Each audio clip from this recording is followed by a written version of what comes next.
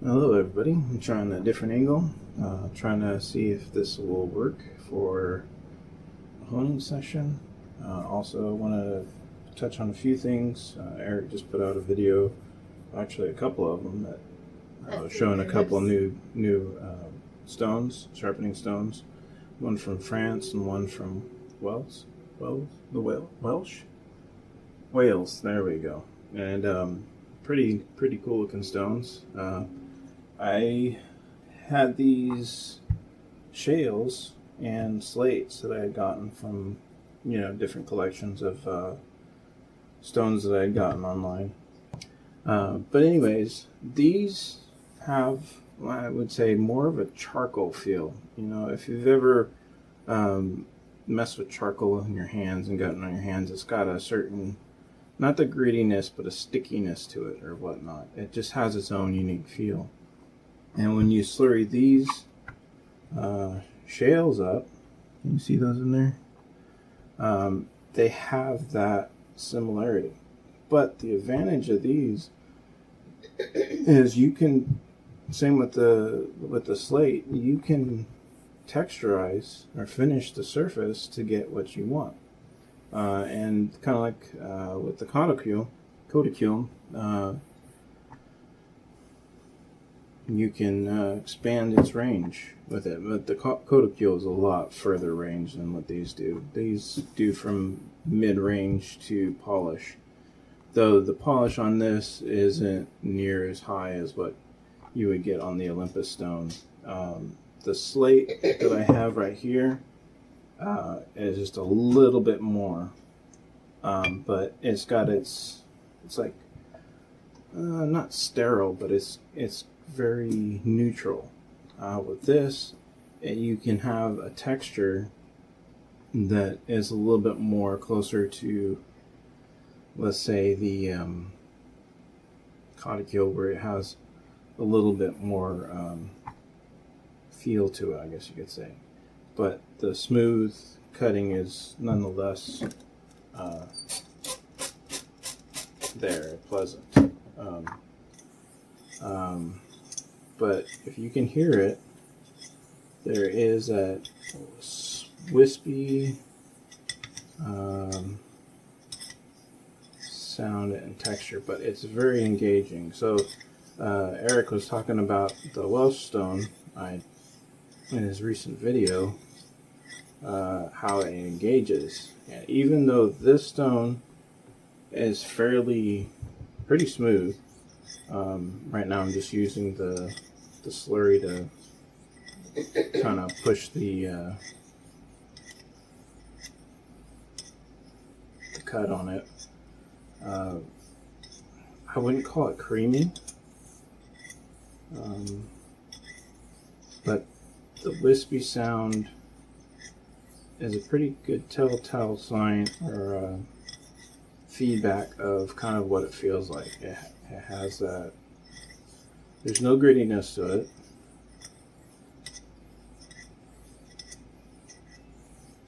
It's almost like, I would say, the sandblasted texture from using J-Net, but I've only had experience with one J-Net that Sean Staplefield gifted me, to be able to try that. And also the edges I've also tried from Sean, Josh, Pascal, and Eric. They kind of have a similar feel to them, and there's obviously variations with them, but this might be closer to that aspect of it, but at the same time its own unique thing.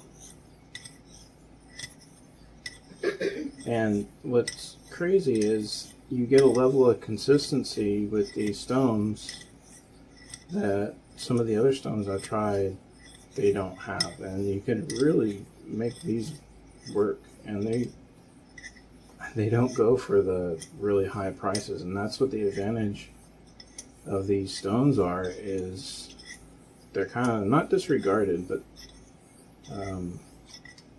they're just not as popular in the honing world, but they are an excellent option. Yeah, effortless. So now I'm just going through different lubricants. So now I've moved on to dish soap, Dawn dish soap. And what this does for me is it changes surface tension and allows me a little bit more engagement with the stone than I would get with slurry. It also helps with being able to get that consistent engagement without a lot of pressure, so you're not deflecting the edge and you're basically sharpening the back of the bevel instead of the apex.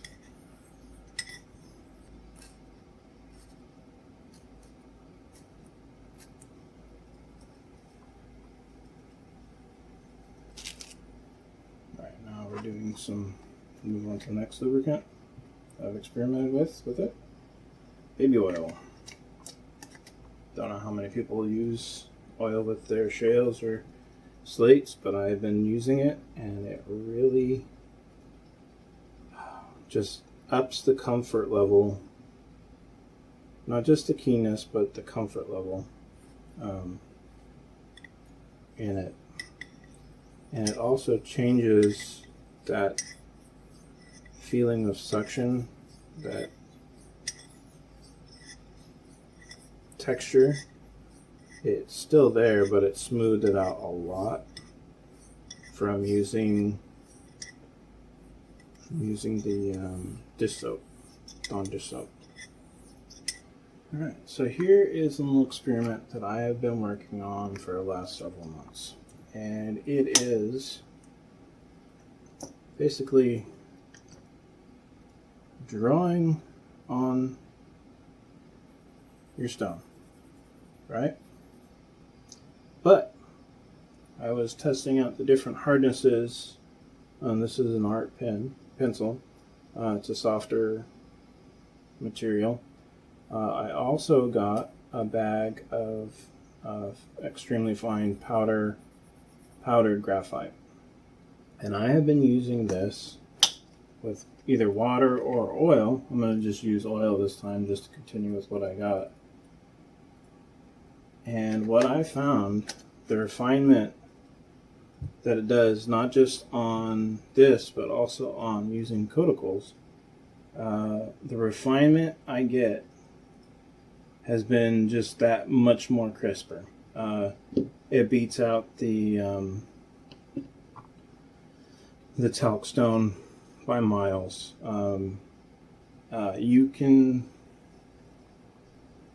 It definitely changes the sensation of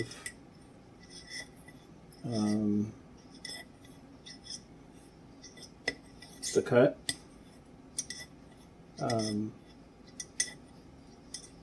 It's messy, but if you're going to do any art project or whatever, that's messy too. But this brings it to the feel, maybe not so much that grabby texture that the Olympus stone has, but that creamy, smooth cut. So my guess is there is a certain amount of graphite in the makeup of the Olympus stone that adds that lubricity to the stone, but it also has the other components that give it that little bite and that polish. But with the oil, what I like about it, it has the suspending properties. With the water, it kind of kicks it off the stone a little bit faster. The oil seems to suspend it on the stone for longer. But the texture of the cut is very nice. But most importantly, it's the results I get on the finished product of the edge. And I strongly suggest others to test it out and give it a try for themselves. And it helps give me an edge that's that much further refined. And it's been pretty nice. But you have to do the work beforehand. You have to have that good bevel. You have to have that consistency, because it does slow down your cutting speed. But the refinement that it puts on that very apex is very similar to what the refinement you get from the Olympus stone. So, got finished, and the edge is not high polish like you would get like with the arc or with the Olympus stone or even certain slates, but the edge is consistent. It's like I said, similar to the JNet in that regard, but it's also similar to the Turingan stones. So will this displace all those other stones? No. Using this method helps push these stones a lot further than you would get in any other case. Using different kinds of slurry stones on it would push it as well and change the texture. But ultimately, how you prep the surface, and the lubrication really add or take away from what you can get out of your stones. And so that's one thing what I've been experimenting with more than often than not is surface and lubrication. And you really have to have your basics down, your bevel set and stuff, otherwise you're just chasing your tail. But that's sharpening in any regards. But it was a fun experiment, and I'm going to keep using it because I really like the results, and hopefully everyone out there can try it out and see what they think of it, and give it a good college try, you might say. And I appreciate you guys stopping by and watching my videos and the support, and especially with the community, Eric, Greg, Sean, Rob, Josh, oh my word, Johnny 5. There's so many out there. I'm sorry if I didn't get your name, but I really appreciate you guys sharing and helping out with the community and encouraging others, and really helping getting this hobby, whatever, out there with everybody else and getting it light. So hope you all have a good weekend and a great week, and whatever time you watch this, hope you have a good one. Take care. Thanks again.